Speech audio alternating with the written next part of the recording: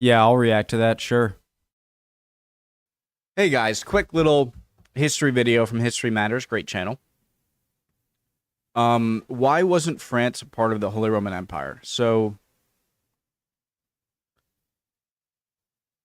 the Franks, okay. I don't know. But the Franks, right? You had the Franks, and then you had Francia, or you had West Francia, Middle Francia, and East Francia, right? And then the Middle and East Francia kind of eventually turned into the Holy Roman Empire, right? My basic answer is that they were kind of already a big power in themselves, and so why join? I could have just said that. Jesus Christ. On December the 25th, 800 AD, Charlemagne, king of the Franks, was crowned Holy Roman Emperor by Pope Leo III in Rome. This title, with some exceptions, would continue to be used by the most powerful rulers in Europe until the 19th century. However, much of Charlemagne's empire was centered in what's now France, whereas the Holy Roman Empire that followed was located here in what's very much not France. So what happened? Why did so much of Charlemagne's core Frankish territory separate from the lands his title ruled? So in 768, the kingdom of the Franks was run by King Pepin of the Carolingian dynasty, who took this opportune moment to die. He left his kingdom to his sons, Charles and Carloman, whose opportune moment to die. He left his kingdom to his sons, Charles and Carloman, who, due to Salic inheritance law, split the kingdom between them. Now Carloman would rule Carloman, who, due to divide your stuff up between however many living sons you have. What could go wrong? Salic inheritance law split the kingdom between them. Now Carloman would rule his half of the kingdom well for a whole 3 years before he suddenly died and Charles got the lot. Charles then spent the next few decades massively expanding the Frankish realm until the year 800. At this point, Pope Leo III was run out of Rome and asked Charles to restore him, which he soon did, and subsequently the Pope crowned him Holy Roman Emperor, which is what led to Charles being called Charles the Great, better known as Charlemagne. Wait, what? A few decades massively expanding the Frankish realm and he died and Charles got the lot. Charles then spent the next few decades massively expanding the Frankish realm until the year 800. At this point, Pope Leo III was run out of Rome and asked Charles to restore him, which he soon did, and subsequently the Pope crowned him Holy Roman Emperor, which is what led to Charles being called Charles the Great, better known as Charlemagne. Are these like Byzantines looking over with the half-shut eyes? Roman Emperor, which is what led to Charles being called Charles the Great, better known as Charlemagne. After some more conquests and Constantinople being grumpy about the new title, Charlemagne would himself die, but he only had one living son, which meant that the empire would remain whole. His successor, however, Louis the Pious, did have multiple sons who fought a civil war after his death. And for the following half a century, the empire would be split and split again, briefly reunited and split once more, and the title of Holy Roman Emperor soon fell out of use. In the east, Carolingian kings had been replaced with Saxon ones, and it was soon ruled by King Otto, whose father had changed the succession laws to just one person getting everything.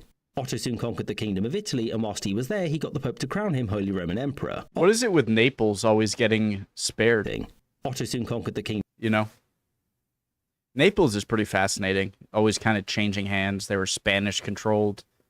I think it'd be worth it trying to learn more about that. Of Italy, and whilst he was there, he got the Pope to crown him Holy Roman Emperor. Otto was an autocrat who didn't really care about family or bloodlines, but only about loyalty. As such, titles and positions went to his close friends and allies who were culturally German, and the old Frankish nobility was soon replaced by Saxons, Bavarians, and Swabians.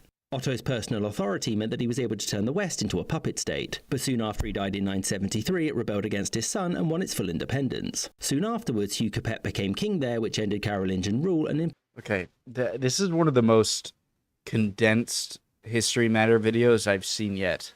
And that's the whole point of History Matters videos, is it's super condensed, not so magnified explanations of some things in history. But even for them, this is a lot. Frankish nobility was soon replaced by Saxons, Bavarians, and Swabians.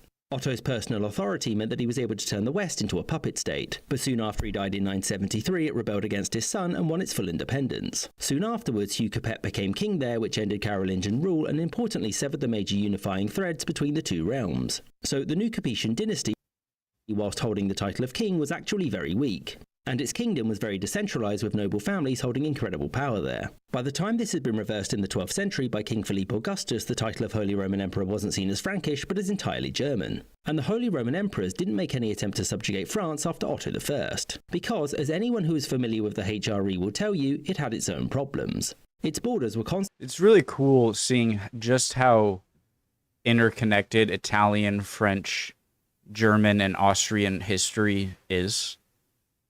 Because especially with German, Austria, and France, that'll be longtime rivals with different rivalries. But it kind of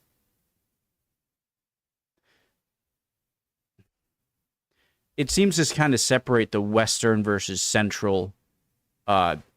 This still is Central European, you know, like even though this looks like Eastern, I mean, the border between Europe and Asia is way to the right here at the Ural Mountains.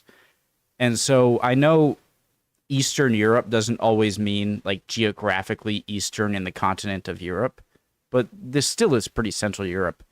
And this is where it seems like there's a big Latin, Germanic versus Slavic, Slavic divide, you know, and then the Norse, you know. Constantly under pressure from the north, east, and south, it had its own problems. Its borders were constantly under pressure from the north, east, and south. Internally, lords struggled for power in the imperial crown, and the emperor often had to compete with the pope for authority. And when they did get along, it was time to crusade. The only time after this when the two came near to maybe, technically, if you squint, uniting was during the reign of King Francis I.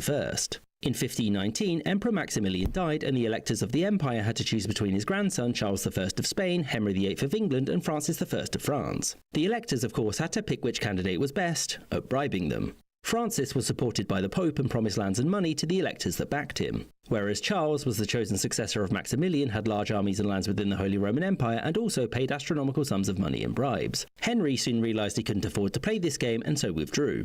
In the end, Charles's military position within the empire and also his promises to leave it alone so he could run the growing Spanish Empire won him the title. And Francis also made the mistake of paying his bribes before the election, which is why those who pledged to vote for him didn't and promptly kept the money. And after this, there was no chance of the two uniting again, and separate they would remain.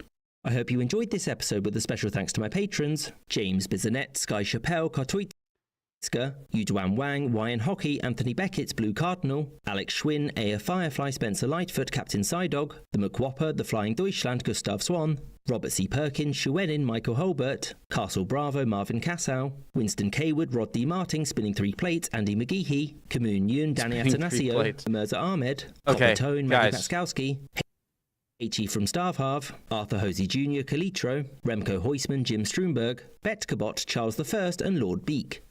Okay. Great video. I've rarely felt so confused after a History Matters video as I am after this one. Even if I watch this all over again, I think I'd still have to watch it at least one more time to really get it. So it was a great video. It did answer a few things I had, but I'm still not... The dividing between sons part, and then one of the sons rebelling against them, it's still a bit confusing to me. But I wonder why it is. You know how the Holy Roman Empire is famously super... I mean, just look at these borders alone. Super crazy with their borders. And I wonder what allowed so many small territories to have different autonomy and different rulers, or just different borders, where it didn't happen elsewhere as much. You know? Like, they didn't seem as if there were different regions within a territory, like in France or UK. Like, they seem to be separate entities altogether, with some allying principle being within the Holy Roman Empire, and then being German states. And so I'm curious to figure out a bit more why that was the case. Does that make sense? Just why so many small autonomous, so many small territories within this area were able to keep some sort of autonomy, you know? Love y'all. Sorry if I was a bit all over the place here. Would appreciate any comments down below. Hopefully I'll see you guys next time. Bye.